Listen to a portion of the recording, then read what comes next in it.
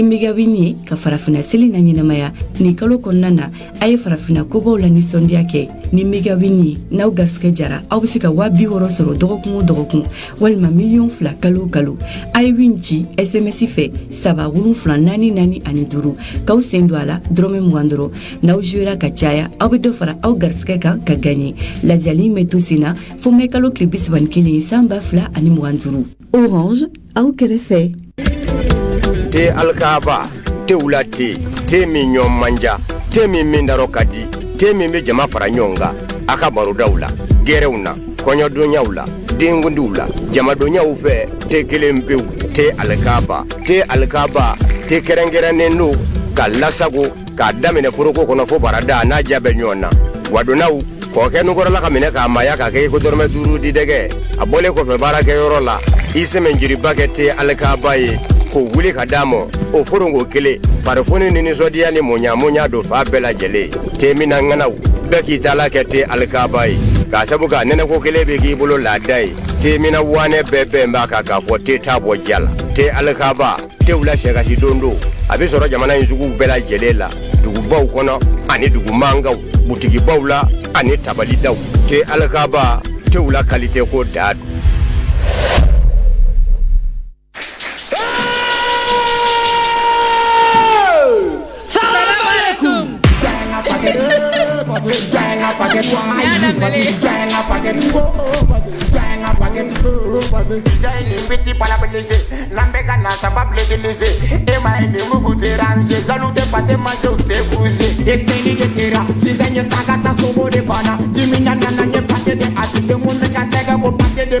Design on the track.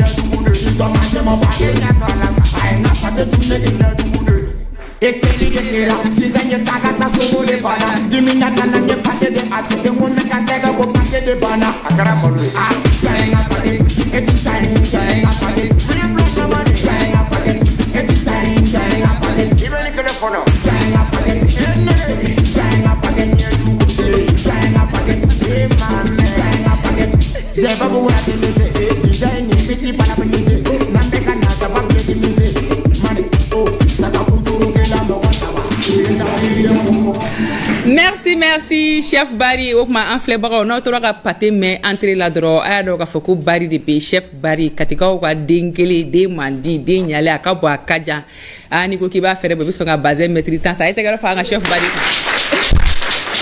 ni pate ko in ko design ye saga kelen sa u mɔgɔ 3 dɔrɔn de don saga nana ale ka bɛ taa tɛgɛ kɔkɔla ne na sɔn saga banna n taara a kɛra minute 1 de wa a kɛra minute 2 donc ale fana taara pate sa ko jɔn sa pate fɛnɛ o nana k'u b'o fɛnɛ de dun juguya donna ko la ko jɔn ye pate dun mais yɔrɔ min ka di ne ye ko wara nin yɔrɔ k'a ni ko ɲɛjugu de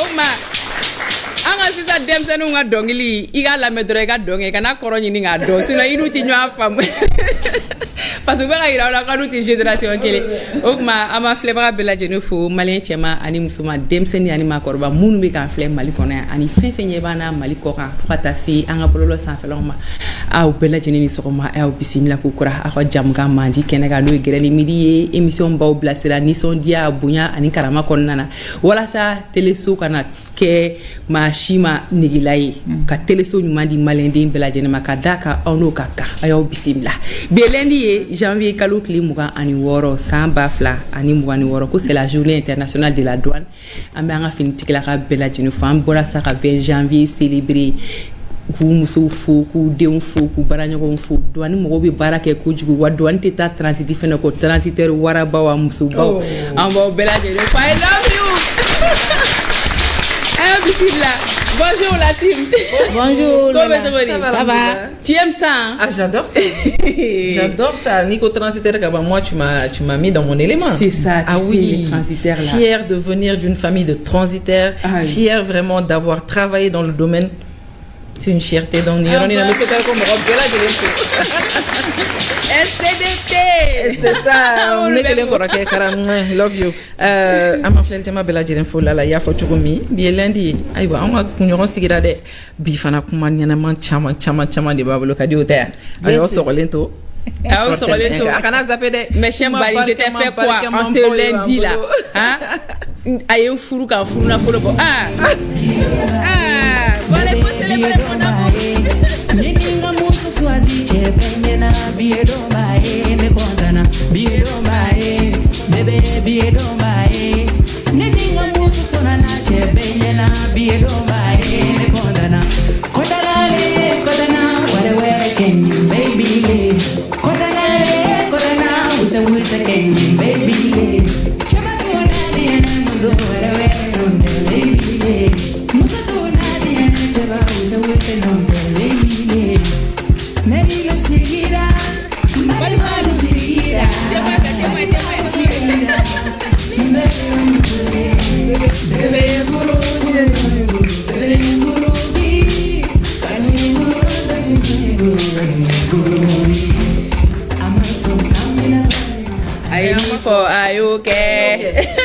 Kadi mi ene ni la taja ne ale furu ale fana kila ka ne furu ko boro de ya furu ala mais si c'est la ko boro yi furu ani fasara ibe bonya parce que sagari ba on fi o tien an be kulenge sagari law tien do o do ka te siga kerefe ka kila ka ke flawbe boro be ka bonya da ibe nono mi ibe sogodu ibida ima ibe bria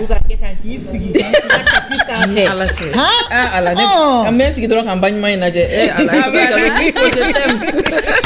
merci ala ka nga furu dia ala ka nga numéro ya dia ala ka nga signyo ya dia kadi oui lala o ma yoro jmata kadi ko be kono bi so madena ala la gira ini so ma folo nse ini fakata mi ni ema fo am to ka ko incroyable de am to ka o hakli jigin quoi quand ben toujours ah oui la vieillesse c'est dans la tête quand même on a kera jenga ko jupu bula afara be jupu do odo nous pantalon afara be pantalon kuma bara ko be to gori ça va la foli ga me so ma fleli jama bela jelo fo ko awni famasa weekend jana otea donc on ya damne tuguni lundi kana baro duman sigi sujet de société min be concerné du be kono ambe du be kono kelengelen sogmadena ka kibariya do o mambe tungara ke fo ka salla sufo circulation routière krenkeni yala la ambe circulation mo fo akun ferkelen do me amana ferke chugo circulation mo ay tegara barala amu fo kosobe ka kla ka fo dono ma tuguni kunu soma parce que festival ogo banya be damne pide na la sona place du cinquantenaire la ayta kata Mali culture bela jene célébrer gogo nyinata ko adi faya talino ga di bozu ma bebe dono ni bozu chelado na la sana ma fen chama beno kuna funu chama buna to nyefa anyana ogo banya nyina fene bi jako c'est la 11e édition qui démarre aujourd'hui donc 11 ans c'est beaucoup hein c'est pas 11 jours c'est pas 11 jours c'est pas 11 mois voilà merci à vous la team sur marena anga publié centre Marie-Diagnari abe Marie-Diagnari doro depuis enfitini en déflo bege chekoro bayi ah centre Marie-Diagnari be dem se nous former ay tegara fawre no to ka be ga fo ay to ka bla pulla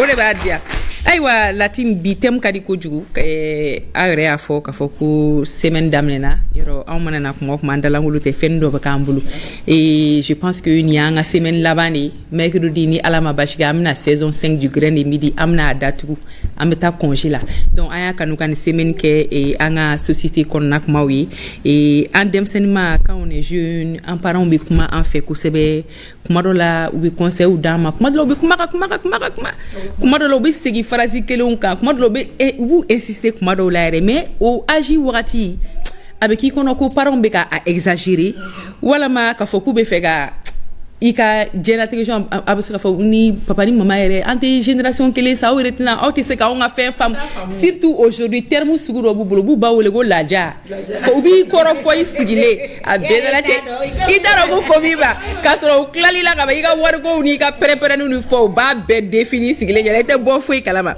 mais puis le temps passe aw bɛ kɔrɔbaya e yɛrɛ bɛna furu cɛ ma walama e bɛna muso furu i b'i ka famille fonder et puis tu fais face à la vie réelle.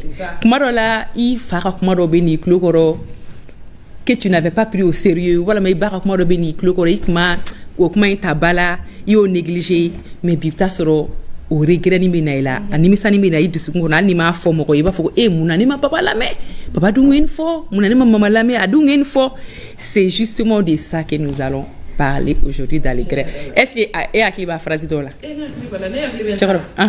Funu dabila. Ko nga funu dabila nyewo ye men funu kan u me to ka finya na ko folo be boy kana de ma funu dabila folo be boy kana de folo ma bonga na sanga aywa il fait auto vidéo nyana ay mais j'ai vu les conséquences parce que ni nguya dabila ko be ko lolu kunten soro bi c'est vrai tu vois ouais on va figa funu dabila be na ni bana wéré di yaye donc tiena ne entay OK Kadi mbe segale yɛrɛ ka kuma in kan ne kɔni funu in m'a dabila de fo bana in nana wala a fɔra ko ka min dabila ne kɔni y'a conséquence ye n tilala ka nimisa parce que ni ne kun kɔrɔfɔra dɔrɔn n bɛ n sigi dɔrɔn kan mais fo a laban na folo nana sigi n kan kɔnɔ mais heureusement n furakɛra n bɛ professeur Watara fo nin yɔrɔ la k'a ni baara k'a ye baara ɲuman kɛ n'i m'a fɔ yɛrɛ mɔgɔ t'a dɔn donc n b'a a ɲɛfɔ n ko an ye exemple ye bi denmisɛnninw comme aw sigilen don ne yɛrɛ exemple vivante dɔ ye donc aw b'aw jija cogoya bɛɛ la aw minnu bɛ yan nɔ aw ka commencer ka parents ka kuma lamɛn. C'est important. Le thème du jour, c'est conseil de nos parents que l'on ignore quand on est jeune, mais que l'on comprend parfois trop tard. Pour en parler, en bas, on a une maman, un papa et un jeune. La maman, Madame Traoré Tata Diallo, elle est à PDF ou Diegoulou Mokodoye. Madame, ini sogoma. Il parle à ça. Ah, merci. Nous on aime ça, mais fait gâteau quand baoui, tant on est, hein, ou beka prier, ou ka finou nyana, chien nous de tanya. Alhamdulillah. Alhamdulillah. Oui, elle est ça antenne ba fait. Ini sogoma. Bismillah. Ka fogo Traoré wa ka fogo Diallo wa flabe kay. Abekany. Ba ça on fa do ye Traoré wi. Ah. On sait ka ba Traoré là. Ah bana. Traoré akadi ko jugo. Poliga du bébé yanga wole jabi a jara ni ko jugu ambi fene blega mo ko fu assalamu alaikum nan shira yara ala ka kiyare dama amin mbe ala fo kala barkada ka barkada warten mo ko yi ala ka ni sigi nyokon chama yirana ka kla ka fatata sirefu ala ma hinana ni islam sube ni ambe kena mun ka amba ka keneka masale de ande ko chamana amba fo ana pdf chana musube ambe wati mana maranjora de présenter amba fo anaka bureau mo be ana pede fo kadam ne kayla fo kidal apede bureau ba yoro bela ambe be fo ka be kunyumando ala kan sigi chama nyoko yirana amin rabbi ame tati maram kulbali yere fo ko sebe ali mu kera sababu yanga isro sumada nanga jam kan ko nala nali jarani bismillah ikere fe dem fabe no ali aitre bo ale be se ali kuma jeune place là parce que abe chama do et amba fo ali ya idara. Ça va bien. Demayado. Tout va bien. Bashi Foste. Bashi Foste. Alhamdulillah, Allah kana bashi ke. Bismillah. An yo finyana ina ko ko ni tara gerene miri la chien kilibe na tuguni be na tuguni be na tuguni. Mais là woni ne fadi. Aidara de do Ali de do. Fadi. Mo Aidara la ka nu nyina gerene miri la je pense mercredi ka nga fe no ko gane. Jamu na la émission na ka tia. Je pense que Aidara de do. Aidara de do. OK. Poliga du bébé. Bon, folie be en flebara be malien ou mana sigi yoro nga folie bi et comme vous l'avez dit nintemni na nyokona chama c'est important à développer à fo bidon yo kosobe ou kame et abunya ni a kololo sali ou se ka kishu ma chumna vraiment ku aklito ni na ni nyona ka nga se ka cha kosobe et puis akata radio fana la quoi voilà au lieu de ga fo donc nga folie malien chena musobe mana sigi yoro. Allez, bonne journée. Merci beaucoup. et notre jeune, hein, Chifina Bega, représentante Ibrahim Boubacar Keita, président CNJ commune 1. Ça va? Ça va, Dieu merci. Ça n'est pas clair, je n'ai pas dit que les gens n'ont ganga la cablagne. Moi, je n'ai pas flotté une goyokala. Ola, on te dit que ah, voilà. Comment est-ce que tu Bashi Mati. CNJ Bega Kene? Bashi Tula. Jarani, Bissimla. Ah, bah, ça. Foliga, nous même. Amba, oh, il faut, moi, Foli Damna, Ola, quand faut que Wally Mando. Surtout ay thème tabi avant un jeune intéressé ko sebe ka sama ka nga président du district ni nga président national bela jelen fo ka nga ministre en charge de la jeunesse et des sports chargé de l'instruction civique et de la construction citoyenne Abdul Kassim Fomba ka foli beleba ta ka tengu anga général d'armée Assimi Goïtala mi fondation Sambara na kursina golgido en chifun kana donc nga o foli kuma damado de kumembulu kala se kenenga. Merci beaucoup. Merci bien. On a le thème qu'on a actu du jour avec Bibi.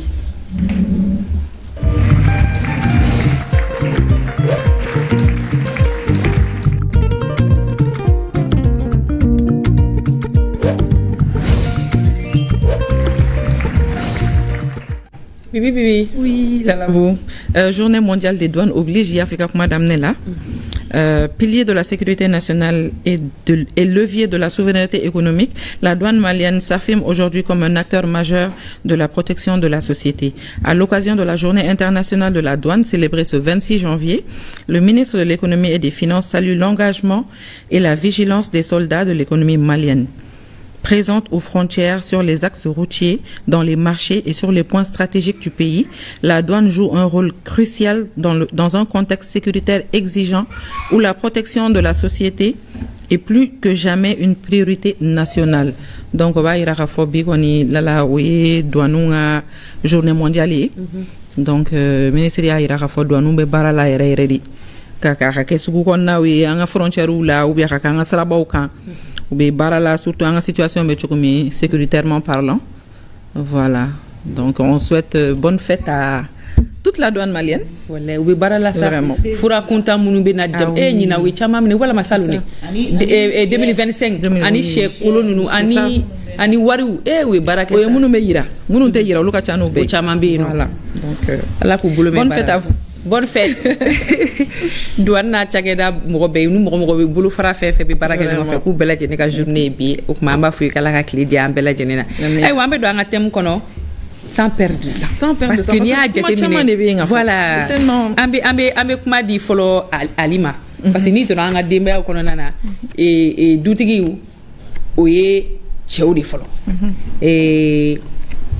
comment ça se passe ni follow la ni chokoroba obi kuma ni fo c'est vrai la mort tikeli follow la mokoroba obi kuma do fo kuma fo doron ka mai et puis nous ko ka mai doron c'est bon dem se nous contacter mais bi ni ko ka mai ma fa muna wuro ube ibe afo ka mai doron buli ka bi kere fo ta duga téléphone ngati ko ko suwa kana machine doron ta taper doron ka se ka papa ere ga ni mai ngoni ni ya ni c'est des histoires ni fleur la je ni mais hôtel donc am se ka foko yelema badona ko ni fona mais mogokoro kuma follow utuma foka ate koro utuma kuma do fene foko parent sheba te fenjugu yege ko kaka ade koro nunu sansi ko ejume anga famille la follow bon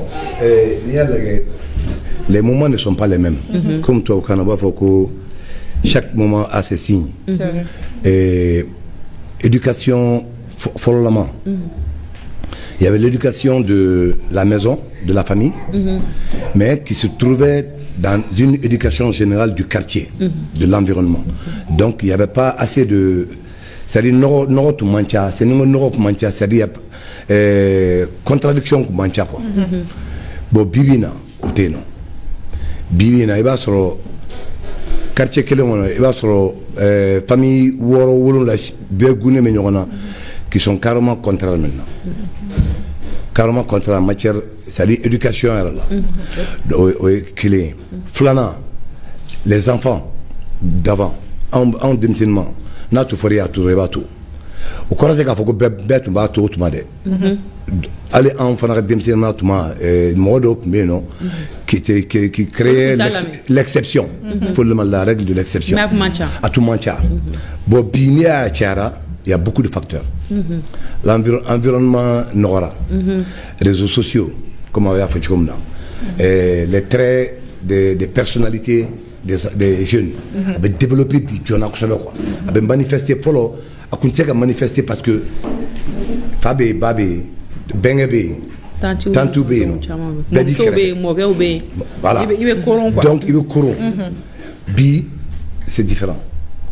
Il va sur ni sous ni niveau ni il y a 10 km moi j'ai un c'est que 2-3 mois donc du coup l'éducation ce serait à distance à te qu'il faut follow voilà donc facteur kacha quoi voilà d'accord facteur kacha mais faut que wara tala le fait que ni parents be dingu yere conseil follow ou bu conseil chogodi ubu lasigi sokonna de lawa ubu lamini ku lasigi jama de lawa akbike chugo ubu jodron he ni ki aminde comme ça quoi là il faut demander là c'est-à-dire avant ali biere parents ba fodon ndabla mais en réalité était deux détails là à dabla muna quoi parce que la différence entre nous avec les animaux c'est que en hakliga boni et puis il y barake quoi donc tu te poses la question follow angun sega ni ngali mnge bita ba ni ngali parce que il y a mais faut la parent ou te malu nu i parent nyeda e doro il va donc mais il be ferem ne ali mota fi même faire mi fiena c'est allo tuma ni manye parce que c'est que dire ça va wolo ça flabe qui est kelente qui est comme bana na ba fi comme mota de wolo la mais moun là pour que l'enfant n'est pas né mi wala mi te que ta faute ou bien somo ta saraka ama ateka adaba kama o ka fo konteta ou ka saraka parce que ateka que du coup ça va plus tard quoi mais seulement il est différent des autres voilà donc maintenant ni de communiquer ndemsenu surtout bitan ndemsenu bête clé quoi il faut qu'il y ait coup don et puis comment approcher l'enfant. Communication t'es clé quoi. Même marché fla fait sabanaï au te marché noé. Bon après que fana condition de boulot par exemple autisme mais qui n'est pas détecté ici chez nous très souvent. Bon au d'une façon nous ni madon qu'a faut condition bala. Lui il a besoin d'une communication c'est-à-dire exceptionnel. Et puis qu'à le mettre en confiance ou bien la mettre en confiance et puis maintenant il va sur le développement de la qualité de la mité tonne là on va développer au beau mais ni qui va courir il faut tonne à rebeller et ensuite à colorer n'a quoi fait. D'accord. Donc chaque fois quand tu conseilles les enfants surtout bien qu'on a il faut toujours leur donner les raisons au moins pourquoi on va faire une ndabla. Parce que au moins voilà c'est alors ni raison d'ama et qui a mis la main plus tard il pourra pas dire que non ni ma foigné quoi a foranya la ka kololo foigné quoi folo amba muso boniko education de uma education wani abete même muso de faire chaya folo ma mo horobo be zirin daw be ke fon leçon be dama sra chama fait mais si ça améliore na si ça lushiteke et yakilata yemu ye monsieur Haidara ka kumala est-ce que communication sur mesure ni kan akewa ou bien jumenelo assalamu alaikum Allah ka ansigara hera Allah ka wili hera la ba sa nere kera kene ka adiarani ba sa nyere mena nte ko la ka mena CGC kuna ngo mena CGC barala de sorte que ni maître be baraka ni école de yere fene be kuma ko sebe ba sa ni demiseni sigiti tano ka kuma fe aniti kono ko be rambi chamantala aya mu éducation ko yore am yore mina biya ko galalendo neta fola dimsen tu be ka dimsen di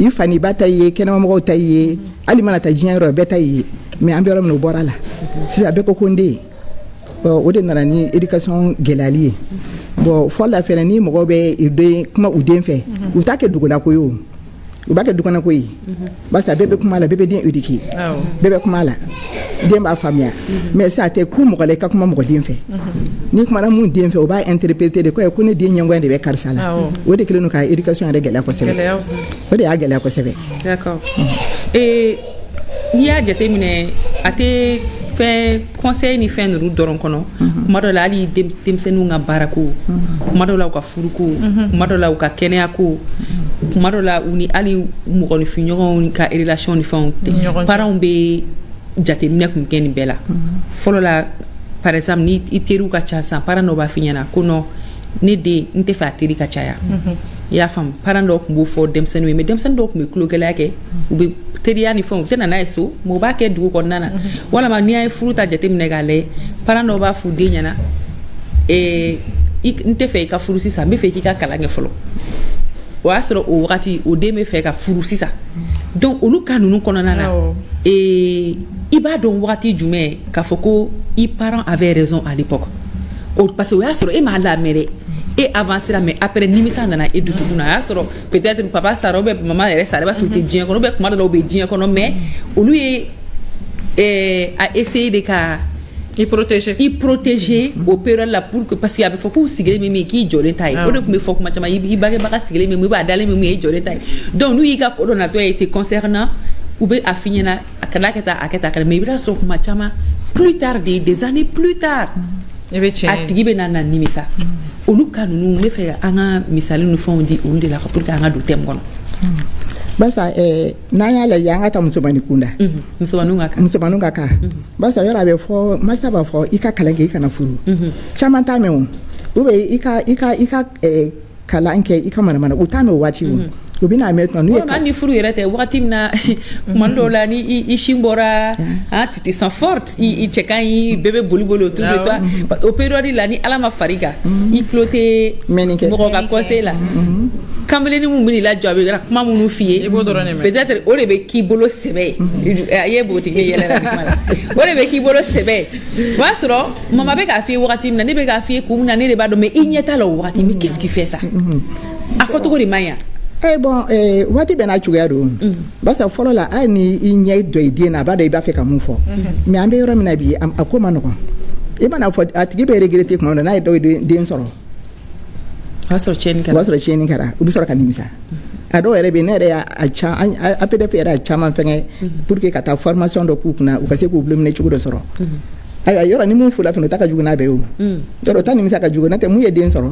o bɛ se ka taa kalan dɔ kɛ mais minnu ta kɛra furu ye o dɔw la o cɛ b'a fɔ k'u tɛ taa formation foyi kɛ k'u tɛ taa kalan foyi kɛ u k'u occupé ka fa la yɔrɔ o nimisa ka bon bon ni m'i fa kan mɛn m'i ba kan mɛn ko bɛ se yɔrɔ la ni fa mi don école i b'i fa accuser ni ba mi don école i b'a accuser mais ni ba i yɛrɛ a nimisa tɛ bɛɛ la fo k'i sa don min na mais est ce que kuma ninnu fɔtɔ est ce que a bɛ fɔ a fɔcogo la bon an ka i bɛ ka est ce que a bɛ fɔ a fɔcogo la parce que pourquoi o période la ba ka kuma tɛ don i tulo la mais ni kamalenin y'i lajɔ carré kunna dɔrɔn ka kuma bɛ don i tulo la pourquoi D'abord, c'est-à-dire, c'est vraiment complexe. Oui, mais parce que c'est réel. Nous va lavager cerveau de gars. Ma photo de doigt. Oui, est-ce que papa ni maman lui va qu'une prenne ni ou bien fanga ou bien. Voilà, bon, en réalité, l'approche compte beaucoup. Technique d'approche, mais. L'approche compte beaucoup. Parce que nous, en démission nous flâner, il y a un centre d'intérêt qui a communiqué naï. Min kadanye. Donc maintenant, il faut qu'un blanc siram kan, il va blanc en rapport avec notre centre d'intérêt.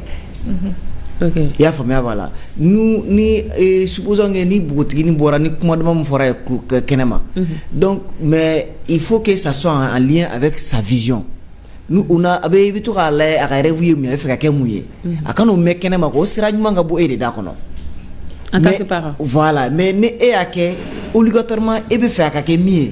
Et akilin mi aka do de fait jagoya blocage be woro law il faut ibi inspirer denga instinct kan quoi qu'est-ce que nous on veut iba ese kan démontrer ka do encore seraka mais ote nama aketa e be kan danga e o bolante nyuma kan ga gira yoro de ya fo me voilà maso namu ayi den se ka foko ko ninde kadne ibe ne deme ka ta siraka no soro sirakolon de dondu parents b'a dɛmɛ ka t'o sira kan. C'est pas que den y'a fɔ. A bɛ se ka kɛ san par exemple a bɛ se ka kɛ san nɔ e bɛ fɛ ka i bɛ école la i bɛ se français de la ka tɛmɛ mati kan mais e bɛ fɛ ka mati yɛrɛ de kɛ diyagoya e tɛna note sɔrɔ a la i mana t'o kɔnɔ i bɛ redoubler san wɛrɛ bɛ redoubler mais ni français ni parents b'a dɔn e ka note ɲɛnama bɛ yɔrɔ mun o b'u il pousse ka taa o sens fɛ de. On va se comprendre à ce niveau hein.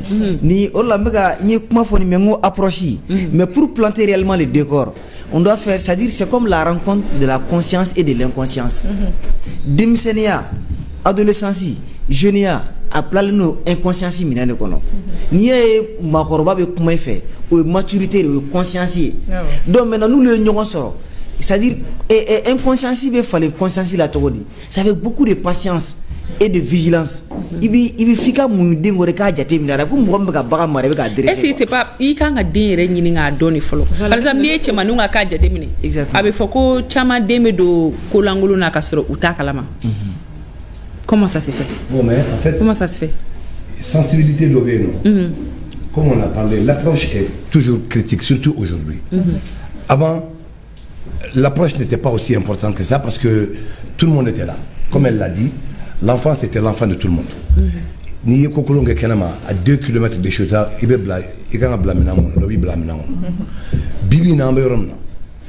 faut tenir compte, surtout. Parce que quand tu parles à une fille de 8 ans, 7 ans, il n'y a pas de problème. 10 ans, jusqu'à plus souvent, il n'y a pas de problème. Mais quand 12 ans, 13 ans, il y a ce qu'on appelle un changement hormonal qui va commencer à développer. Commencer à dominer. Et ça, c'est très, très, très sensible.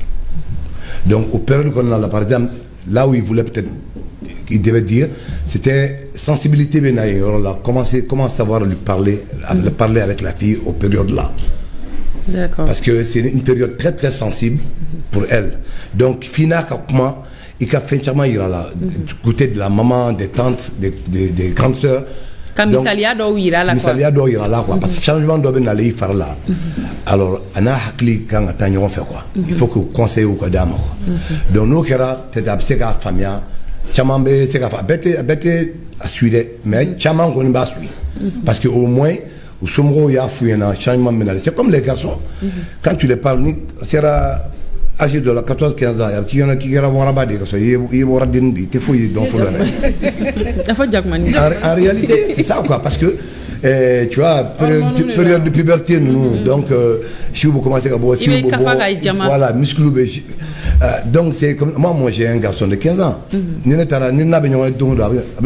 ta musculation parce qu'un muscle peut développer tout à fait normal donc un baroque et puis il va beaucoup faire un bras de fer qu'il il a 15 ans mais il a encore beaucoup d'années encore rien à maturité maturité musculaire là déjà donc il faut qu'il n'ait pas baroque là quoi au sens c'est fait quoi donc au bout de quoi ok mais au vrai là ni parents réaction quand à quel voilà surtout bas compréhensible ouais Tata, oui. Bara jole nga fengo yoro la. Basa yoro demsena étape sabay. De 0 à 7 ans au kanoko. Mais de 7 à 15 à 16 ans, o problème ba do. Chama fara musomanka. Basa yoro ko ne bi chesridi. Ibi communication de chaya. Basa ni ma fe munye fo ba le réseau kan. Wala nu be baro kedi. Yi kanu ke kene mamu koy basa ni den kon ger la dro ka te den neni ta yan fe na yan fe ka kuma tsugu do fama abi den bolinya di bonan bola ka ke kene mamu koy dro fene ko were di fo ni dem sen ka baro di ke basa yoro nya fo kuma kon na fo la dem sen be ka dem sen be ba dukan na akakoti dugu na ko mun ke dro be ba kuma ati dugu mais bibi na ni oke a ide me bolinya de na la daga bi cholo yere amon bi ram na dro ndi ba fe ka dem sen ngon fenga dro a geri la a chema fara musomanka takela ka communiquer na communiquer la be chamo bo gelew la mais madame Traoré avec les minabi excuse-moi kadi avec les minabi so be bo chew be bo am tan mene soro ka demsanu geran yere la asusu jumene bambulu ka e be se ka muni fanya am se ka demsanu geran na chema fara musuma ali den fa parce que fa be ta nyanya ni ba be ta nyanya ni de ngbeto sokono ni barakala yere ma mo jango ale ka mo la mo ah o fenganye o egele abadi mais ani fa be bo ba be ke akara chugo i ka tando créer basa iba créer de kui basa ada mari la fête nyala tege na kui yi ke chugo basa occupation de bi mais bi tan créer de tando kono ini dem sen ka gira nyona aka masala c'est ce que moi je voulais dire, même la question que je voulais poser. Mais moment propice quand par exemple week-end ou bien non, parce que week-end la dobe anga fo samedi dimanche do te barake. Mo le que do fana ka samedi dimanche ke ko wéré. Est-ce que vous lutte ka parents surtout les parents parce que ni yorani na ambe kuma parents de ka ko la. Est-ce que parents manga week-end no fana jatemne so mada fait toute une journée entière les samedis ou ka demsenu grain ou la ou no be baroke.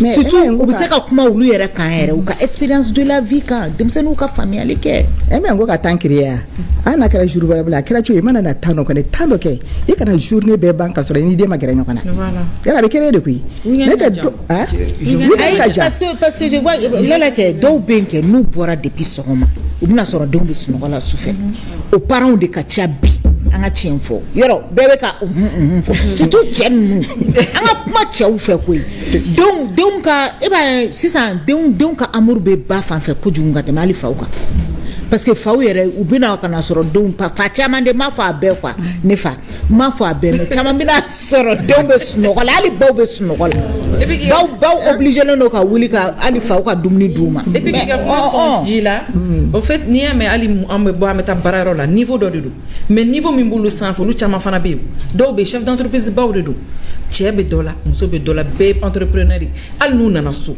tuma dɔ la i bɛ so tu es là physiquement mais tu n'es pas là i b'i ka ordinateur sanfɛ i b'i ka téléphone sanfɛ n'i tɛ deuxième bureau traité la i bɛ troisième bureau traité la o yɔrɔnin fana. ayi ne ko ka temps créer o ne ko ka temps créer o. ça veut dire que sira yɛrɛ de ni ne y'aw ka kuma ça veut dire que sira ɲagamina parce que fɔlɔ la hali n'i tun ye erreur dɔw kɛ ka sɔrɔ conseil dir'i ma e de m'a lamɛn après i b'i yɛrɛ de jalaki parce que i b'a fɔ ala papa dun ye nin fɔ n ye donc bi. mais sisan temps yɛrɛ tɛ papa bolo k'a f'i ye o.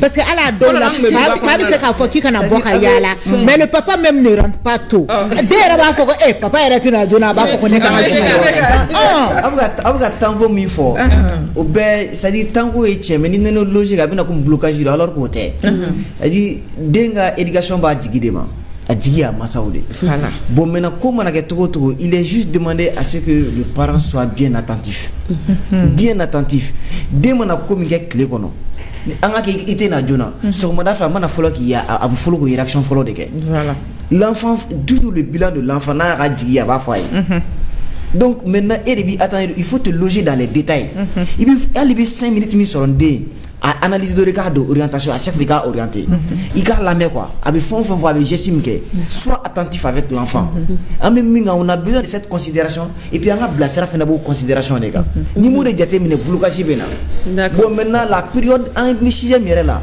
la période la plus critique o ye adolescence de la jeunesse kɔnɔ o de y'a période yɛrɛ de mais o wagati la mɔgɔ tɛ kuma yɛrɛ de mais i tulo gerennen de don o yɔrɔ in na dɛ o wagati c'est à dire moi j'ai fait la SB en comment dire né biologie de lycée là au wagati konna la u bɛ fɛn dɔ fɔ ma ko stimulation i bɛ mɔgɔ suivre quoi ni adamaden kulo tɛ fɛn mɛn i b'a deli a la de a bɛ k'a ma réflexe ye quoi donc ça va susciter une habitude sur la personne et maintenant a bɛ continuer k'a kɛ pédagogue b'a dɔn cogoya wɛrɛ ma mais n'i ye habitude de créer à chaque fois i bɛ segin u b'a fɔ ten ko dɔnkili man di don o don n'a b'i tulo kɔrɔ don dɔ i n'i kun dɔ dɔ minɛ voilà donc maintenant ni hakili t'a mɛn créer une habitude sur la personne a tigi bɛ don a kɔnɔ.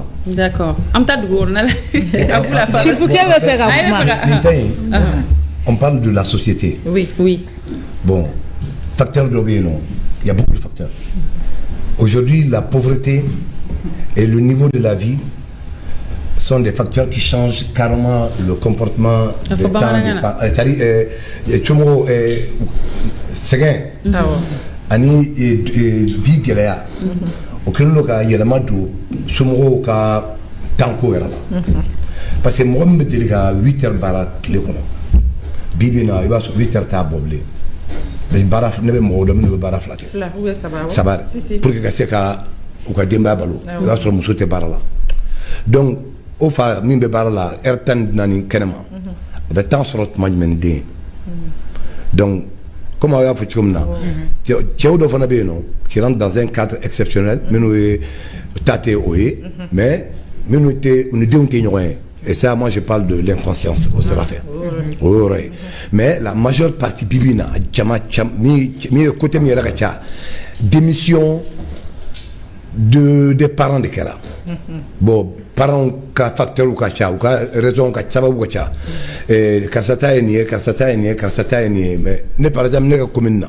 ne b'a dɔn commune ne bɛ commune 2 la an bɛ fɛn caman ye a bɛɛ tolen don musow de bolo c'est pas parce que faw tɛ fɛ ka fɛn kɛ dɛ mais caman bɛ yen o kɔnɔna gannen don u dabali bannen don u t'a dɔn u yɛrɛ min kɛ bilen donc caman yɛrɛ bɛ yen nɔ baara t'u bolo u sigilen don donc u ka voix yɛrɛ tɛ considérée bilen parce que denw yɛrɛ b'a fɔ ko pas recycler mais à dongo à te fouiller là donc maintenant t'as la capmara la meublé parce que à tes nations diblé bas de jolon de nifembe donc société mundo a facteur ou kacha classe ou mo ka situation te kele maintenant minga kele vous savez c'est la récupération c'est-à-dire que tin école là éducation fa ka sengana non la parce que l'éducation tient c'est très très important akanga damne kam dimsen fa fala la et puis que beka tout fena éducation na ka fo musala galontre ka musala nyoro musala galonga ko dabla de quartier kono ibe karsa de kojula itsega fo ni afo kungodo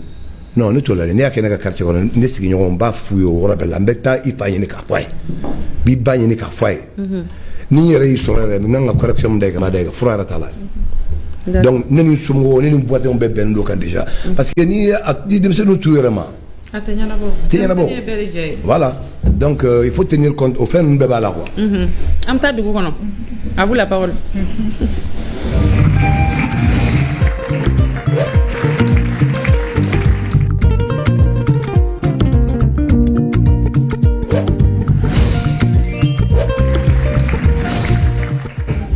Kali bonjour Lala bonjour kumana étape denmisɛnninw ka étape de développement ka dɔw kumana dɔw yɛrɛ ko ko olu fɛ yen nɔ n'i tɛ parents ka kuma lamɛn u b'aw banni de ka bɔ du kɔnɔna na awɔ dɔw y'o fɔ donc tɔw ta an t'o lamɛn.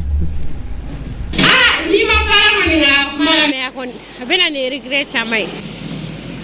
Moi je pense que ils le regrettent parce que c'est pas de décision, c'est après qu'ils aient l'âge de comprendre les choses. C'est en ce moment qu'ils comprennent que les interdits sont faits pour ne pas être faits. C'est au bas âge, ils n'ont pas l'esprit nécessaire pour comprendre les choses. Mais ça, quand ils auront l'âge de leurs parents, au minimum quand ils auront l'âge de comprendre comme leurs parents, c'est en ce moment qu'ils se rendent compte que réellement ils ont fauté. Est-ce que vous l'avez déjà franchi ce pas? Non. De ne pas écouter les parents? Non, non. Non, parce que moi je suis d'une famille typiquement peul, donc typiquement traditionnelle.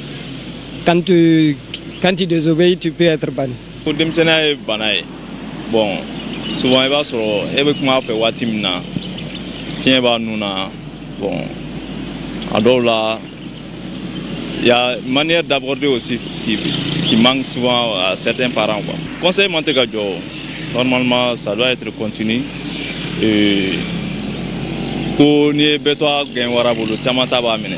Donc demseni connaît toujours tout le temps tu dois lui conseiller sur le bon chemin. En fait Frafinaya demseni rega développement ami na quoi. Demseni fin calendrier ka donc ka fo fin de parce que demseni avait là mon kata fait depuis a fitinama ne jatimina ke demseni mu ga kalam basé de demseni nga oruwa fo mako les étapes de développement chez l'enfant mais souvent mi na ko de demseni be ha shioshi là on a conseil de bedama donc il t'a souvent wati do bina ke o ka la mo ere kono la surtout to wa fo ma demseni na kono la o be mo goro wa la dige na ere mo goro wa o be nyina ka fo demseni nyemana donc wati mina demseni bi la dige e be ka jugo de changer même se ka ke imaginement demseni ma bon nan demseni bola wati do fo na mena se e be mo goro wa be koko ka be opposé là on appelle ça la phase d'opposition donc wati nunu na fika famuya ka fo o demseni ere ka la moni konona do e kan ka do ka fo abi corriger wati mina donc ni demseni bolo la abina se wati do ma abi fo ma ko la phase de puberté donc la crise d'enfant donc o de pojugu de en fait il ta soro chamani parents mi fo nyongo do ma mi dengbe ka bo so ro wati nunu na bon fo parents ga bla o ngolo la aussi ça c'est un moment à kan ka corriger mais abi bola dro ibe na dro no wati temela dro regret bi soro kanala ale minga fala amanya ale minga bala amanya ma wasro fake ale tala colère fait ka mago sala se yarema do iba très généralement fin nous menana ko les étapes de développement demzani bo shudi minga en fait frafina o de ba to ani buni parent chama mi bonyo ko parce que parent to o étape ni maîtriser o chama bala après de là il voit après de 18 ans, 17 ans, parce que les enfants maintenant à partir de 10 ans, ils connaissent tout. Donc je pense qu'à partir de 15 ans comme ça, il peut commencer à refuser même les choses de la maison. Masaw fɛnɛ dɔw jɔyɔrɔ u jɔyɔrɔ ka dɔgɔ denw ladonni ko la tiɲɛ don denmisɛnninw tulo ka gɛlɛn mais n'i y'i jija ka denmisɛnnin ladon ka ɲa k'a fɔ a ye nin de ka ɲi nin de man ɲi n'a ma sɔn i b'a kɛ nɛgɛnni ye n'a ma sɔn nɛgɛnni ma kuma dɔ la i b'a bugɔ o bɛ denmisɛnnin jogoya sinon a ka fɔ mɔgɔ ma ko karisa dɛsɛra a den na de sinon a y'a lamara o ka fisa a ka fɔ karisa m'a den lamara i n'a fɔ bamananw b'a fɔ cogo min sɛ tɛ fɛn jugu yɛrɛ yɛrɛ ka k'a den kɔrɔ ni masa bɛ k'a fɔ i k'a dabila a b'i ɲumanama de fɛ n'i m'a dabila masa t'a la n'i kɔrɔbayara n'i ye hakili sɔrɔ i yɛrɛ n'a dɔn k'a fɔ ko ne masa tun bɛ ka nin fɔ ne ɲɛna ja a tun bɛ ne ka hɛrɛ de fɛ o b'a sɔrɔ c'est trop tard.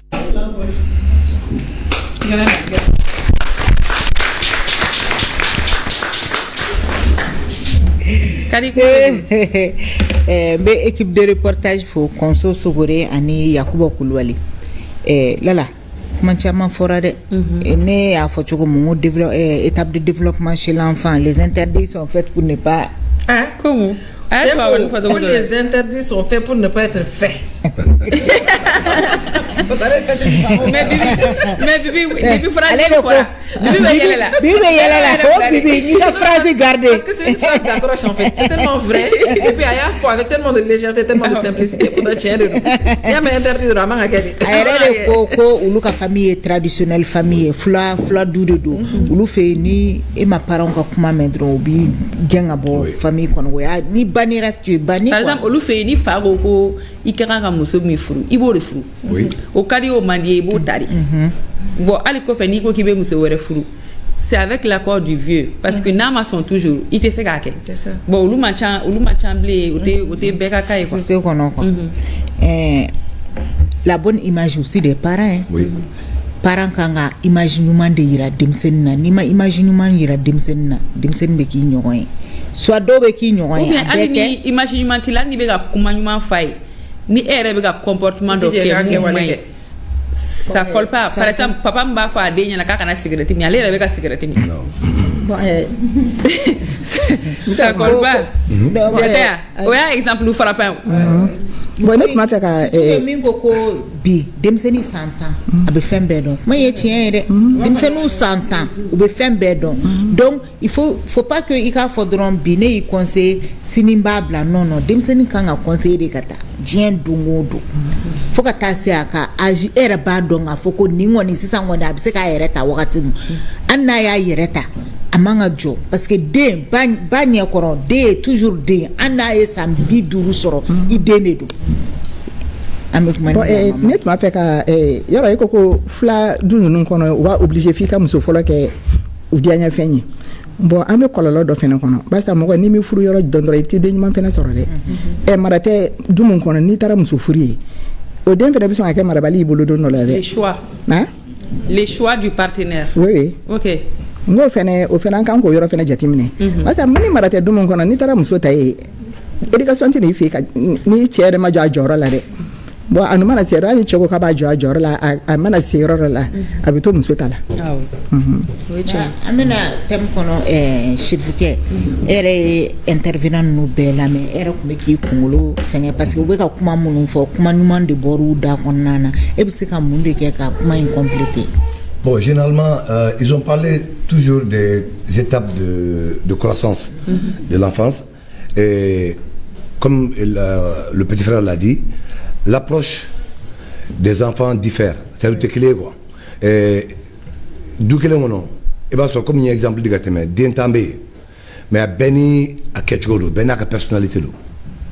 Denobe ni olu yere I denobe yere badon tigi I nyana fari ko kan ni ou blakata las palmas ils vont toujours s'en sortir mais il y a des enfants par exemple doya foko koni desera la kibabo abe dépend denobe no Canada mbolima abo foka fra c'est changé non t'as changé c'est dimsenu oh des secondes nous bestran parents ou non si il y a une manière c'est là où il faut il y a un dindon quoi ni tega marché ben partani sera ora ibande c'est dindido donc et les parents et hakliga bonata et de sera yirala donc n'a tɛ ka n'i ye sira fɔlɔ yira n'a tɛ ka t'o fɛ i b'a dɔn k'a fɔ o fɛn de tɛ to yen ta approche wɛrɛ ta parce que a ka ɲɛ o de ka ɲi e ma o de ka ɲi ale yɛrɛ ma mais den dɔ bɛ par contre n'i y'o lajɛ n'i ɲɛ kun b'o kɔrɔ dɔrɔn o bɛ siran minɛ voilà donc u tɛ kelen ye quoi c'est des traits de personnalité des enfants dɔw ta bɛ manifester joona quoi comme je l'ai dit au début parents kan k'a dɔn denw ye min ye et puis il bɛ gɛrɛ a la cogo di i bɛ kuma fɛ cogo jumɛn et puis maintenant kuma kɛcogo fana bɛ yɛlɛma comme le monsieur a dit n'a de 1 à 2 enfin de 2 3 ans à 8 ans ou bien à 10 ans à puberté bɛ daminɛ i bɛ kuma fɛ cogo min na o fana bɛ yen n'a nana tɛmɛ o la ka se âge adulte niveau dɔ ma fana n'a kuma cogo de bɛ yen nɔ parce que c'est très important adamaden ye adamaden ye dɛ bɛɛ n'i hakili don bɛɛ bɛ na diɲɛ kɔnɔ cogo kelen na et ton esprit se développe et quand ça se développe maintenant min ka ɲi yɛrɛ ma i b'o dɔn mais généralement on prend conseil maintenant minnu man ɲi n'i y'a ye plus tard i ka diɲɛlatigɛ la i b'olu bila minnu ka di yɛrɛ ye n'u ka ɲi i b'olu fara parents ta kan ka continuer n'i ka vie ye sinon an bɛɛ filɛ nin ye an somɔgɔw ko an ma faut jamais mentir quel que soit alpha kana nkalon tigɛ o tɛ tiɲɛ ye mais tuma dɔw hali sisan an bɛ nkalon tigɛ tuma dɔw la dɛ bon voilà ça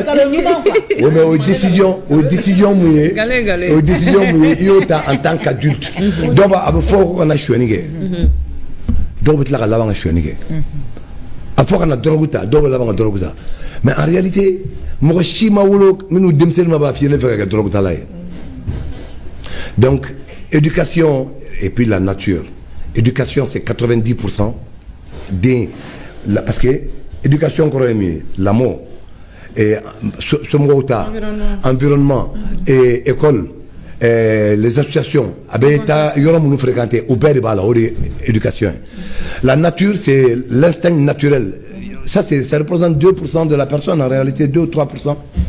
Voilà. D'accord. Ibeka, c'est vrai que comme la parole m'a fait à toi, mais t'as sur nous et demain oui nous sera.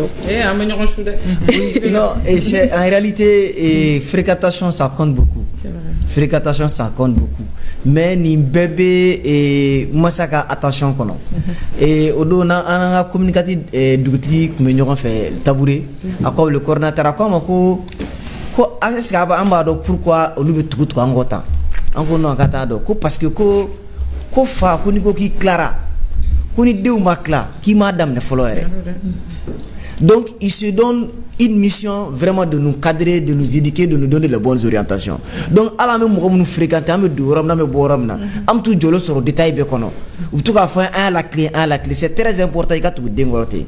Donc maintenant ni on sera ko aspect épouser barabe norama on en clou gere parce que ni tarani en jalaki il te raison soro parce que ni vraiment ne be kan seke me dere tikaso dente son ama ta don ya mais et kana faut que il seke bon maintenant aujourd'hui on a priorité que massa ka priorité que éducation nan songo nyini nte quoi ibi buka priorité que ka findo dena kana nan songo non c'est pas ça la priorité c'est l'éducation qui est la priorité donc ayant glan akila an yɛrɛ an ɲɔgɔn cɛ fɛn dɔw dilannen tɛ fɔlɔ janfa kɛlen an ka dugu fana an ka jamana fana sɛgɛrɛ ka an kunna tiɲɛ o fana bɛ yen donc maintenant n'i ɲinɛna kɔ dɔrɔn ka t'i loger seulement ka dumuni di den ma ka so jɔ non la priorité ce qui doit être bâti c'est cette éducation à i yɛrɛ ye et puis i bɛ min fɔ fana a kɛwale ka k'i yɛrɛ la je le tiens de ceux-là qui intervenaient tout à l'heure an bɛ minnu fɔ an yɛrɛ k'a kɛwale kɛ mais ne faisons pas le contraire de ce que nous faisons donc moi ça le premier exemple vraiment c'est le parent. C'est ça. Donc mais c'est ce que moi je dis. Des fois, on a un parent qui a ça. Nous aussi, on a besoin de conseils, on a besoin de cette approche-là. On a besoin de grands-parents, on a a funya ambe fe ika awo do be parauna o kele awo yere fana be grandparents na ka funya na ne mugo be conseil la ni yorani na ese ube e ka iterke do e sira kolonka ibe fe ka gla a desera ka gla ibe se ka grey para na o fana be conseil dima bimba to era ba pratiquer kani à ce niveau sincèrement parce que amuka kuma ke okorote ko il y a pas d'enfant avec conscience le lo munu mai kuma buga ko diga yasa o be se ka gla suno nyimo mbeu il y a ils sont nombreux ceux-là qui ont la chance qu'à siragnement do yoro karsa ne teri de ni ten genere inete kete nyoko fe mo chamba de terrible kamo parce que o teka son ko votama ou tout fala me ou tout teru yere fene la mais c'est à dire mais ni min tienne nous o be dilan cogo di an b'o la sigi masa de ma o de la an bɛ ka kuma du côté de l'attitude qu'un parent doit adopter pour que ka den recadrer tiɲɛni min sira bɛ a kana don a kɔnɔ parce que déjà ale kan ka min faamuya ale kan ka min dɔn sira t'ale kɔrɔ ka ban quoi donc a bɛ sigi jɔn ma a bɛ dilan min. C'est pour ça c'est important kuma bɛ ka den ma parce que e de bɛ ka jeunes représenter kuma bɛ ka den ma nin yɔrɔ la parce que les parents aussi ils n'ont pas de mode d'emploi hein. Mode d'emploi t'es pour devenir un excellent parent à eux aussi ils apprennent. Eux aussi, ils se forment au fur et à mesure, ils font des erreurs au fur et à mesure. Ils font beaucoup de devenir. Donc, c'est bien en tant que jeune, vraiment, quand il faut massa ou fanaye ou ka famille ka fo a befan en mogobu la bete wari ni mais en mogobu ka présence fanala. Donc, c'est important. Non, à ce niveau, je rappelle une terminologie. À ce niveau, comme si lorsque un parent dit à un enfant, pour kalanke, le parent pense que ça se limite à ça. Kalanke, ça se limite pas à ça. Tu donnes l'outil. Kalan bɛ kɛ cogo di i b'o ɲɛfɔ den ye a bɛ ka i b'o ɲɛfɔ den ye ka tila ka su de près voilà ka tila ka taa école la k'a lajɛ comment il se comporte à l'école bɛɛ de b'a la ça se limite pas à ce que tu dis san'a ka tɛmɛ ne kɔrɔmuso dɔ bɛ yen a bɛ dugu wɛrɛ la n'a den ale seginna baarakɛyɔrɔ la ka segin ale ko bon den fitinin b'a bolo k'a bɛ taa n'o ye dɔgɔtɔrɔso k'a fɔ ko man kɛnɛ walasa ka tile 3 sɔrɔ o bɛ ka taa a bɛ ka ɲininka ko mais ko n bɛ mun fɔ ba bɛ ka fɔ dɔrɔn ne b'a fɔ k'i man kɛnɛ a fɔ k'i kunkolo b'i dimi u taara dɔgɔtɔrɔso la problème t'a la a y'a fɔ u segintɔ a ko mais maman pourquoi tu n'as pas dit que toi-même tu es malade. Pourquoi tu as menti que je suis malade alors que je n'ai rien? Alors mais il fait que ça va non la prochaine fois quand on t'aura là parce que je me sens bien, je n'ai rien. Et pour que parce que Agneba la baie que l'on te c'est ça. Ko aller de mangene bonadun tali la. Ya famille non seulement aller mata école là, aller tata aller mata école là, ba retna ta baraka. Mais l'enfant était choqué. Tout simplement parce que avec la question posée à trajet qu'on a mais pourquoi avec a fondé de mangene muna te ta doro docteur la ka mangene adu ne fana mangene parce que ka mangene ka ele podi ama mais sauf que ba e chamango la maintenant il faut ka ta ko de mangene instant T alkaba te min be jama fara nyonga aka baro dawla gerewna konyo donyawla dengundula jama donyawu fe te kelempew te alkaba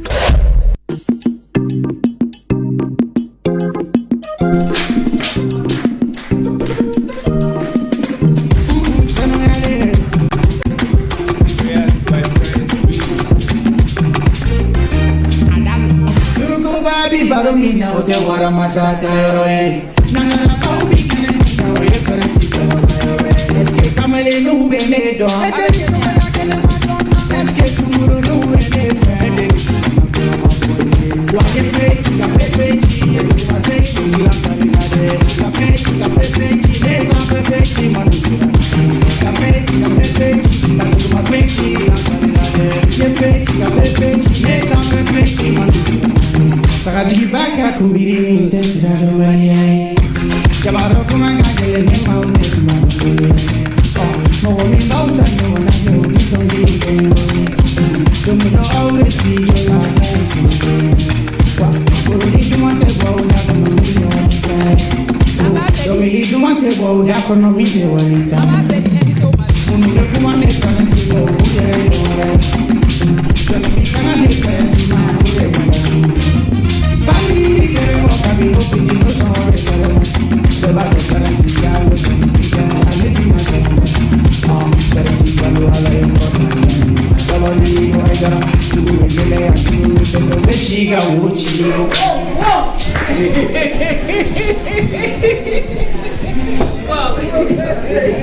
voilà. Madame Salte Alkaba, c'est bientôt la fin de la saison 5 du Grain et Midi. Ah oui, hein? Voilà. Amenyo bolo.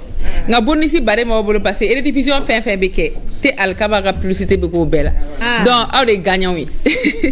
Ba ulu era kanga na clôture la obe la lari. Kanga ha? Jamais que wati me. Et diffusion 23h, il va faire qu'il est là tante. Il va faire qu'il est là. Ni ma ira mo ba 23h la sora. An bo bo fe ka de mo 23h ne ala sona. Et diffusion awo 23h absaka ke kuma do la programmation ko absaka ka be ta 23h sans fait absaka ka be ali jiga duma doni awo mais 23h ko ni télé taw bay OK instanté anga pari dem sen mi gëna be jambulu cucu na ko faire mi gëna be jambulu avec madame la kere passa ça va joli ma fille ça va oui ça va i togoli jam Fatmata Sanou. Fatmata tɔgɔw ka ɲi. Olu ka ɲi. Olu y'an baw de.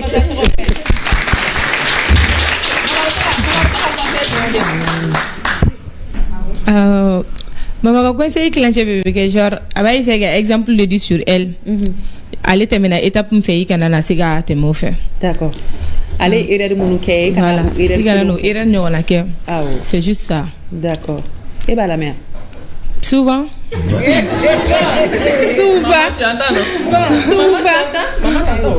Maman tulo b'i la koyi. A lamɛn koyi. Si souvent. D'accord. Parce que i b'a sɔrɔ souvent côté dɔw bɛ yen nɔ comme a fɔra yan nɔ tout de suite i b'a sɔrɔ olu tɛ taa i yɛrɛ ka sira fɛ regard fɛ quoi i yɛrɛ bɛ min fɛ genre i b'a sɔrɔ olu côté tɛ taa i fɛ o sira fɛ donc tu peux pas aimer ça i tɛ se ka taa o sira fɛ. C'est juste ça mais i yɛrɛ b'a dɔn souvent tiɲɛ de don mais d'une autre part i b'a ye autrement. D'accord. Parce que i b'a ye e yɛrɛ ka denmisɛnnin tɛ partager o la. Si parce que e yɛrɛ b'a ye e ka avis tɛ ka ɲini quoi. On te dit simplement. Mais e fana kan ka kuma fɛ fɛnɛ o ka baro k'aw kan ka. Mais n'o t'an tɛ dun comment faire ça. E ka avis a fɔ cogo de bɛ tɔɔrɔ wa a b'a fɔ cogo min o de man di wa. Non pas ça souvent i b'a sɔrɔ choix bɛ kɛ dans la famille. Peut-être dɔ bɛ aimer ka tɛmɛ e kan. Je sais pas n'a sɔrɔ ni aw ka famille. Frustration. Voilà donc souvent i b'a sɔrɔ o bɛ k'i la je peux pas aimer ça. Ok. Donc directement n'ale kumana manière de la et c'est la femme parce que parce que il n'y avait fait un de la voix elle ne voit pas ça. D'accord. Donc tu peux pas aimer tu sais qu'à comment il te t'a côté fait quoi. Mais pourquoi ne pas là la photo mais te rapprocher d'elle qu'à comment fait. Souvent c'est difficile parce que au lutte au yé quoi fait non quand nous fait nori mon frère il veut c'est exemple dit aller mara comment a fait d'une autre manière c'est la femme tout comme là toi en tant que sa fille kuma la togo la toi tu peux pas faire ça et c'est ok mais il me se ka geste dɔw yira la souvent pour que a ka dɔn k'a fɔ tu fais ça je n'aime pas pour que a bɛ se k'a dabila mais e tɛ se ka hali fɛnɛ terimuso dɔ fɛnɛ ci a fɔ mama ɲɛna sa par exemple moi ma meilleure amie a bɛ fɛ k'a fɔ a den ɲɛna a tun tɛ fɛ a ka taa furu la tout de suite o wagati mais ale tun b'a fɔ cogo min na denni tun tɛ ka faamu mais ni denni kuma la ko munna mama t'a fɔ ne ye tan ni mama y'a fɔ ne ye tan ne b'a faamuya o souvent les enfants sont comme ça i bɛ se k'a fɔ i ba terimuso dɔ fɛnɛ ɲɛna ka approche bɛ nɔgɔya o la. ne ni frère de n dɔgɔnin an ka lagare ne n'o de rapproché len don c'est lui qui me ale de bɛ ne dɛmɛ olu ko nin na mais c'est difficile pour moi ka taa fɔ n ye ko ni ɲɛna o ka na intervenir. mi yɛrɛ de b'a ni donc ça o bɛ jɛ mama la an y'a faamu micro di mɔgɔ wɛrɛ ma o bɛ jɛ mama la. micro a di dɔ ma a bɛ nin ɲɛfɔ dɛ an t'aw to yen.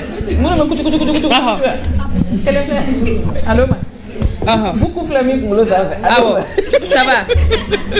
Jo ko bi ele ma wuli. Ah ouais, ayer. On mi gɔnɔ minɛ sa wagati bɛ ka taa n'aw tɛ kuma k'a bila ka na. Mɔgɔw bɛ yan fɛ olu bɛ fɛ ka kuma. Yango b'a fɛ ka kuma. Aliya. Ok, je vais te faire kuma. Parce que u si tɛ mama ka kuma lamɛn o. U tɛ se k'a fɔ. U t'a lamɛn o. U t'a lamɛn. Wale u t'a lamɛn. Sinon moi je crois bien. U t'a lamɛn o parce que mama bɛ n'a fɔ. Mama bɛ n'a fɔ k'u kana taa kare kun de la o. A ye yɔrɔ min fɔ sisan. Awɔ mais a ye yɔrɔ min fɔ sisan. Cɛ tɛ yan. Kadi.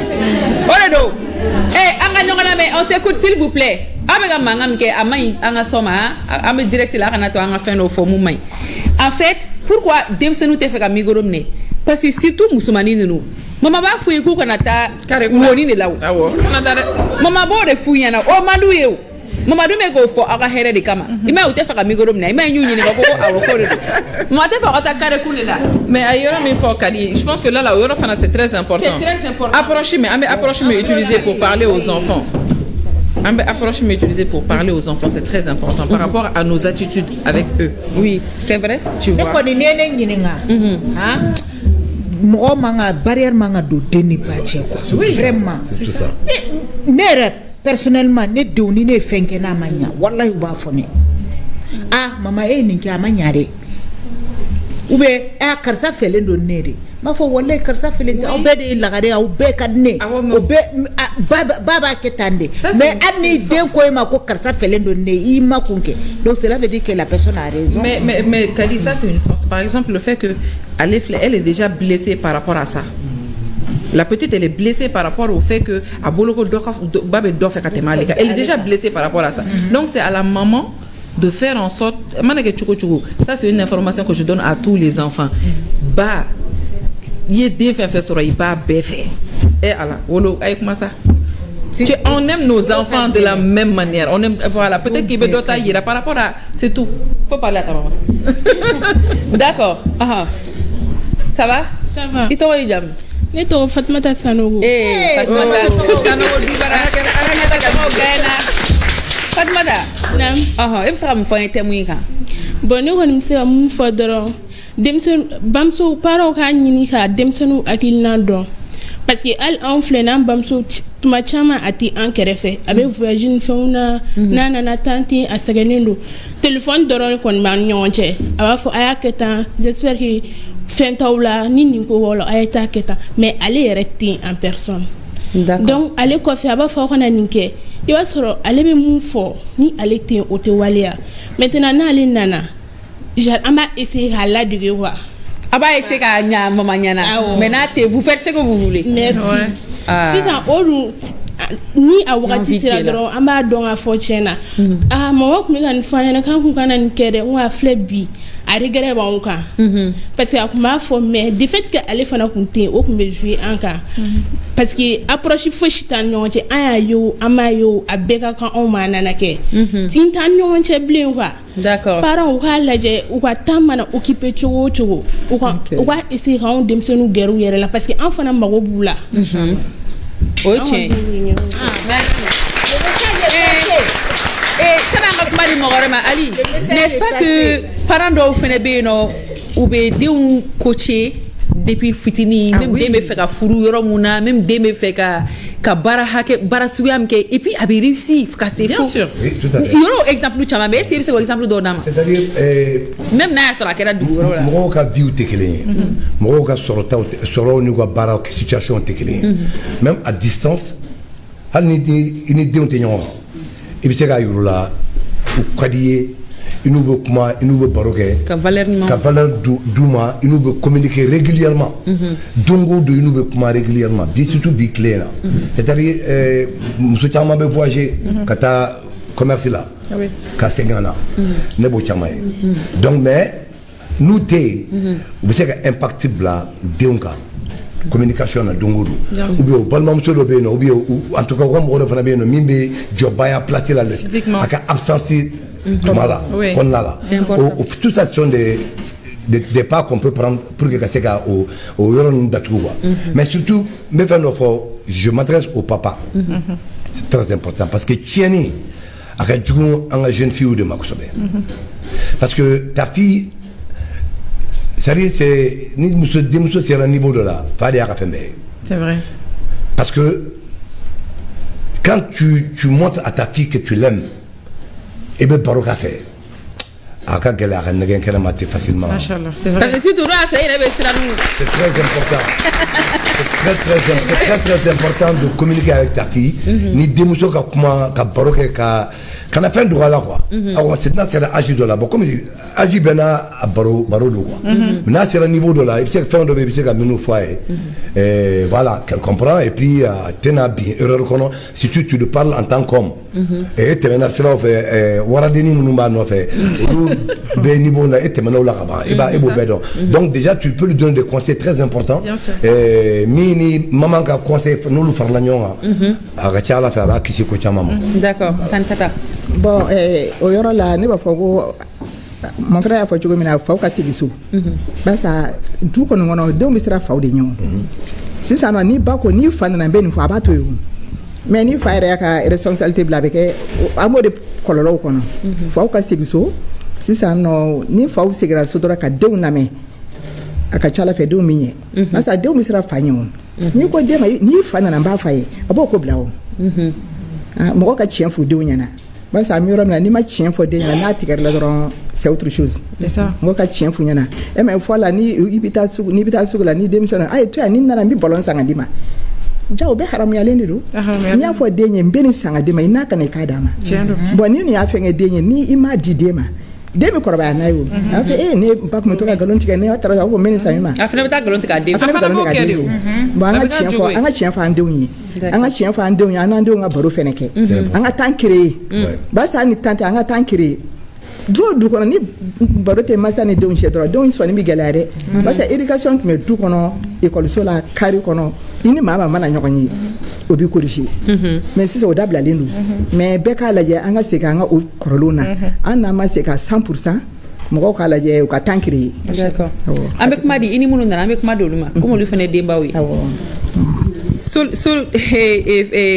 Nka i tun bɛ k'a fɔ ko quelle solution vous proposez pour limiter les regrets parce que n'i y'a ye ni nimisa nana denmisɛnninw na o y'a sɔrɔ parents y'a fɔ parce que a cas bɛ yen nɔ parents y'a fɔ denmisɛnninw ma danni yɔrɔ la u yɛrɛ de ye tulo gɛlɛya kɛ ka ban i b'a sɔrɔ parents y'a seko bɛɛ kɛ mais den ye tulo gɛlɛya kɛ mais tagalen ɲɛfɛ plus tard a nana nimisa mais an ka baro in b'a jira k'a fɔ ko sisan yɛrɛ ko nimisa t'anw taw la yɛrɛ parce que anw ma fɛn fɔ yɛrɛ donc solution jumɛn b'a la pour que an ka solution sɔrɔ o de ka nɔgɔn kosɛbɛ ne ba i tɔgɔ ni jamu i bɛ micro gɛrɛ da la.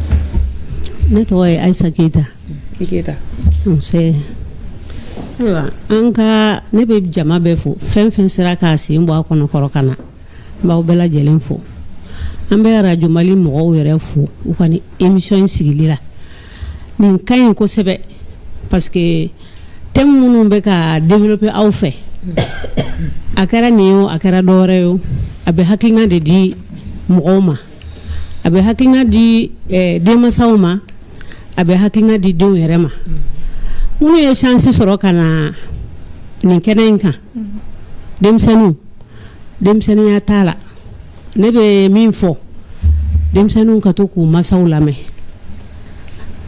dɔ y'a fɔ kuma la ko masaw fɛnɛ bɛ école de la effectivement masaw bɛ école la parce que an y'a jate minɛ ne yɛrɛ si ye dɔɔnin bɔ sa an buramusow b'an bolo so kɔnɔ fɛn dɔw bɛ yen an b'a fɔ u t'a lamɛn donc y'a dɔn ça c'est une désobéissance donc e tɛ i ɲɛmɔgɔ lamɛn est-ce que e yɛrɛ bɛna se ka ko ɲɛnama kɛ ou bien ka ko ɲuman kɛ par exemple an ka génération an b'a fɔ an buramusow ɲɛna a kana to ka denmisɛnninw bugɔ u ka ko kɛlen bɛɛ la o kun ye mun ye u ka essayer k'u lafaamuya k'u nɛgɛ k'a fɔ i kana nin kɛ dɛ n'i ye nin kɛ nin bɛ kɛ kuma dɔw la denmisɛnnin dɔw b'a faamuya o éducation de tiɲɛnen don yɔrɔ caman na parents n'o ye denmisɛnninw somɔgɔw ye surtout a denmisɛnninamɔgɔw caman yɛrɛ t'a dɔn k'a fɔ ko bonya ye fɛn min ye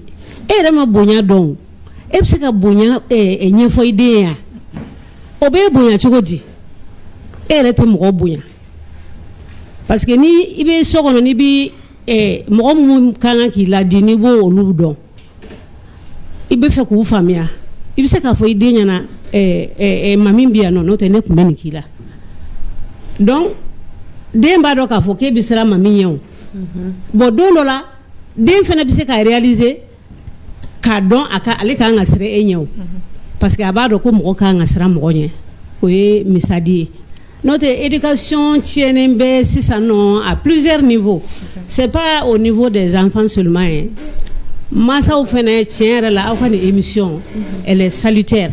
Merci. Parce que ni mɔgɔ mun y'a lamɛn a bɛ faamuyali di masa dɔw fana ma o yɔrɔ la vraiment an bɛ ORTM fɔ a ka nin initiative la fɛn min ye denmisɛn an ka solution ye nin fɛn ninnu na caman fɔra la dɔw ye approche ko fɔ effectivement l'approche place ba de b'a bolo parce que denmisɛnninw y'a fɔ ko ka to k'olu lamɛn hali an yɛrɛ an bɛ to k'a fɔ n'i bɛ kuma dɔ fɔ ne ɲɛna ne kun kan i ka n wele n kelen ni kelen n'i y'a fɔ ɲɛna n b'a faamuya mais n'i y'a fɔ circonstance dɔ la n bɛ choquer et puis a bɛ na ni révolte ye hali n'a tigi kan ka a dabila a t'a dabila donc an b'a ɲini parents fɛ ne kɔni bolo comme solution an ka approche changer an k'a lajɛ a fɔra yan fɛnɛ ko waatiw tɛ kelen ye denmisɛnninw ka faamuyali fɔlɔfɔlɔ ani sisan c'est pas la même chose parce que an bɛ se k'a fɔ u bɛ ɲɛfɛ kojugu donc u bɛ kɔn ka ko faamuya fɔlɔfɔlɔ denmisɛnnin fitinin tun tɛ ko dɔ faamuya mais sisan ta au même âge o tilalo la pewu o tuma an ka approche changer an k'a lajɛ n'i ye nin fɔ karisa ma a bɛ to ka dimi donc il faut que ne yɛrɛ ka changer. Ok, merci beaucoup. Voilà. Au fait ni yɛrɛ o bien-être in kɛ ne b'o bien-être falen bi à pied levé parce que questionner d'opposition ça a réveillé quelque chose chez moi. Voilà, moi quand il s'agit de conseils, au fait quand il s'agit de parler au papa et aux mamans, t'as bien-être là. Moi le bien-être c'est maintenant.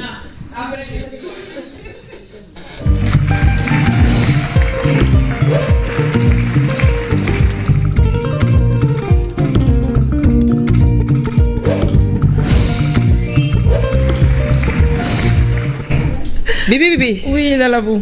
Dis-nous tout. Oui, je vais essayer. En tout cas, je vais commencer d'abord par nos papas. Mais comment on fait follow? Des musulmani, des pas fitinini. Ma chérie, tu es belle. Il m'a dit, tu as ça? Hein? Il faut l'endo, il d'ailleurs là, il conseille tchèque, il casse à part tchèque, il a fini tchèque. On peut confiance de Willy Demsen n'a pas fitinini. Al numéro ya foi et kenama atalame. Parce que abado afaba foi. On peut faire le qu'on a fait. Je sais pas si vous me suivez. Des musulmani, gabra fitinini. Afa na katoka ta date là. Il y a pas de date mia. Katoka bonai. Abta glacis ça. Kanatana yorojatana bitikin ka bomon dudu la sangadama. Si ça bi musulmano mun kadoué shawarma de hamburger de pizza de nini fa beta dongo de kato do ese mo obse ki negen kenama ka di mai ka douan ibe bola no faire anege bi mina non.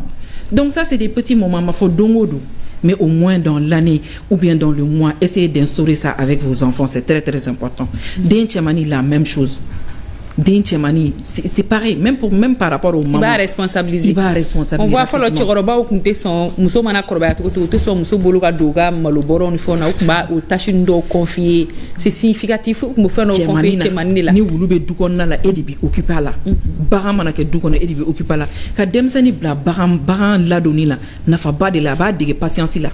Aba responsabiliser aba dige fen chama na mobili mana ke dukonna na adama kako nene bede adonata ube ko were de akado nga foni ale ka responsabilité de yiri be sokonna la a son al ni gardien kemebe abi de responsabiliser de na fadi bala ni yoro nogora afura I ka chefan yere aba to ni bora ka taka kofe kata kalange ina ti bala mo shila ni no walden fo ilo fana do de ali ka fili voilà. Iba ko c'est des petites choses an den chemanu wo musumanu angu bedu dakel on yoroni be fo an muso de surtout parce que an muso de be den chemani dalon to snokola ko musumani lawliye kan ay katanike non ayu ke tour de rôle ya bekasi ne balma ke do be kadar trawri ma fo ni yoroina na yiti kadega to be kadame be ti kun fe awo abay kamalen ngoro wolon vla de so musumani kelen tala na yiti kadega to be kadebe it yerata ete son gitadun tellement ka be se to billa. C'est important, c'est des choses qui sont importantes. Donc c'est important. Surtout pour les hommes.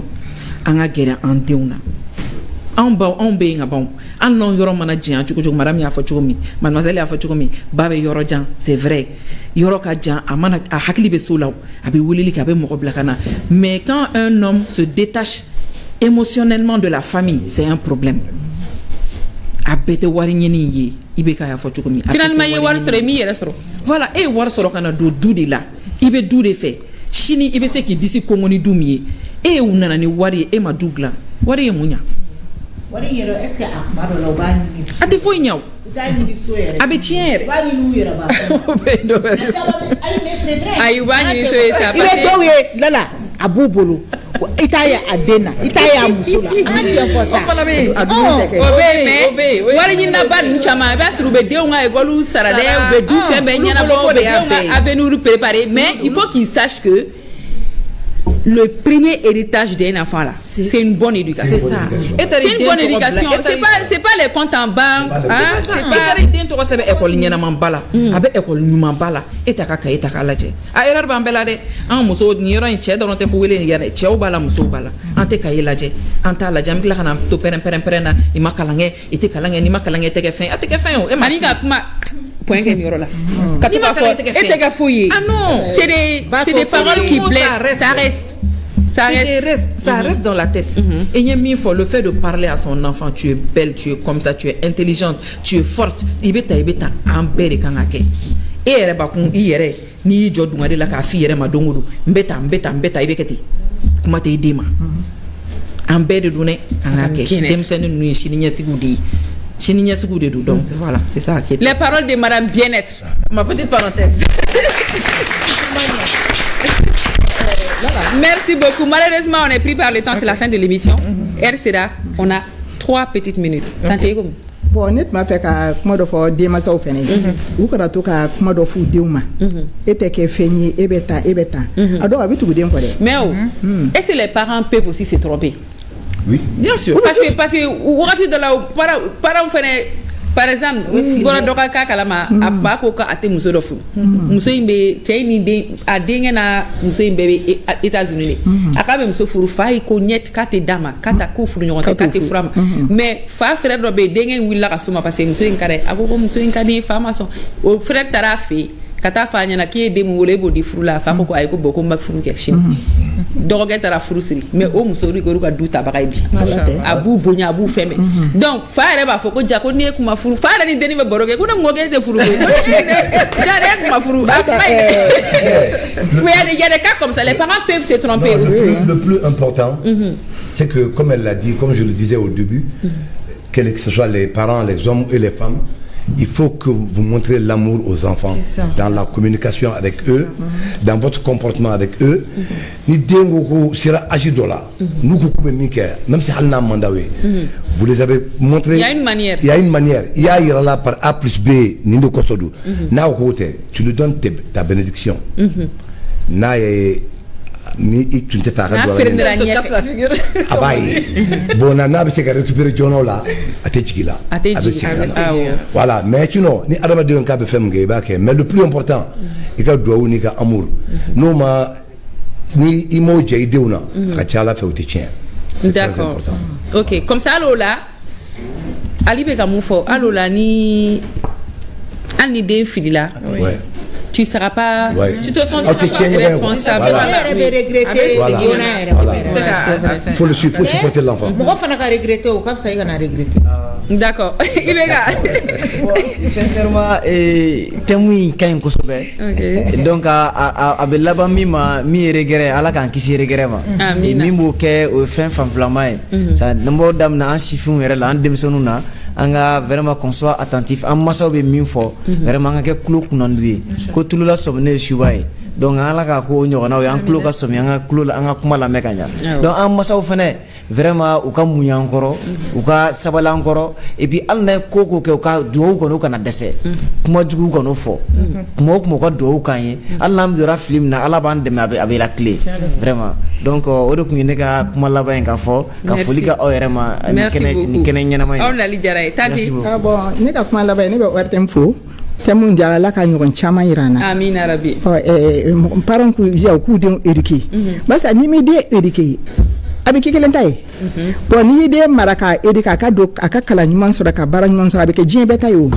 fa ande mais na sha abi kikelen de nyede wala de RTM fo ka pdf chana muso bela jelin fo ka amfleli ke jama be fo maliko na ni maliko ka nga foli be bela jelin ala ka kenan nyugon chama irana merci beaucoup nunu na na ulu fena ka foli bala awo bela jelin kadi kam gera dati kuma inde fo o i ka regretter o mamse kana regretter ne ma fo foi famille ora i ka regretter o gafse kana ai mais conseil mbeka di dema i ma lamé ko fe e regretter non tu as regretté parce que e ma lamé mais munu te regretter munu ta donc ko fien wula ça veut dire que Luma famille ou Luma conscientisé Divi oui ni be basé ay dara ya fotu ko ni be basé amour di anga ke ñoko fe do anga ke ñoko fe anga foli be gagne Traoré ani ñakate fo français bon gagne be séjour la folo ka bon séjour merci beaucoup à la seconde na centre mardianiare mo wi ako ka madame be na ko fe ne ma madame muna ma yere ida wakati du sera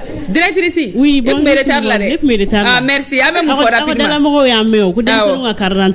ah d'accord OK nga foli be be ne centre mardianiare directrice commerciale centre mardianiare école de bien et surtout munu me coiffure esthétique ni maquillage ke donc non mo maquillage que la désormais à centre mardianiare Congo au ko fait thème c'est vraiment intéressant ne me faire yoro de souligner kaida dem sonu parce que dans chaque famille il va être différence bi demsenu ni ñogoncha demsenu wele ba fako karsa de kadi papa ou karsa de kadi mama o différence de dole demsenu mi mes parents sako ke o de kadai ne fana bo exemple tanyere kan anga famille na be ba fo papa ma maifa parce que a ko fɛn o fɛn ne ko o a ko fɛn fɛn man ɲi tɛ don da fɛ a ko fɛn fɛn ka ɲi n b'o de kɛ n b'a sago kɛ donc directement a fana bɛ n lamɛn hali ni décision nana famille kɔnɔ tant que ne ka dere mo ma don a la a tɛ kɛ donc denmisɛnninw fana ka approche kɛ u parents na ka gɛrɛ parents na k'u sago kɛ k'u dinɛw ɲini donc n'i y'o kɛ a ka ca ala fɛ i b'i sago sɔrɔ différence tɛ yen dɛ min bɛ den parents sago kɛ dɔrɔn o de ka d'a ye merci. C'est vrai. Merci beaucoup. Abe boni bibi ka kuma ye para b'a den bɛɛ fɛ i mana den bange o la a bɛ fɔ ko ni hali ni muso ye sa wolo k'a b'a sira cɛ la muso b'a den bɛɛ fɛ k'a bangebagaw ye k'a fɔ n'i tilala n'i den ma tila furu de don i b'a ye an baw filɛ n'an ka cɛlasigi kumaw wulila u da b'a la n'an denw ka cɛlasigi kumaw wulila u da b'a la u bɛ to ka mɔdɛwarininw bɛɛ ta u ka jagow bɛɛ binna walayi ni denw ma lafiya mɔdenw ma lafiya olu yɛrɛ ti lafiya o tuma ala ka lafiya di an bɛɛ lajɛlen ma walasa an kana regretter e ko cogo di ko i ka regretter o ka fisa e kana regretter merci à toute l'équipe à demain. K'i ka regretter ko ka fisa k'i kana regretter. Vivez le vrai goût des fruits avec Pressia. Découvrez les classiques Pressia pomme, Pressia orange, Pressia mangue, Pressia goyave, Pressia cocktail, Pressia ananas. Une explosion de fraîcheur et de saveur à chaque gorgée. Savourez la douceur des mix cocktail mangue et mangue passion, des combinaisons onctueuses et intenses pour le plaisir de vos papilles. Pour une touche exotique, les mix ananas gingembre et ananas coco vous transportent directement sous les tropiques. Et pour ceux qui recherchent plus de légèreté, Pressia Orange Light et Pressia Cocktail Light vous offrent tout le goût de fruits sans sucre ajouté. Alliez plaisir et bien-être avec des saveurs fruitées de Pressia. Pressia, vivez fruité.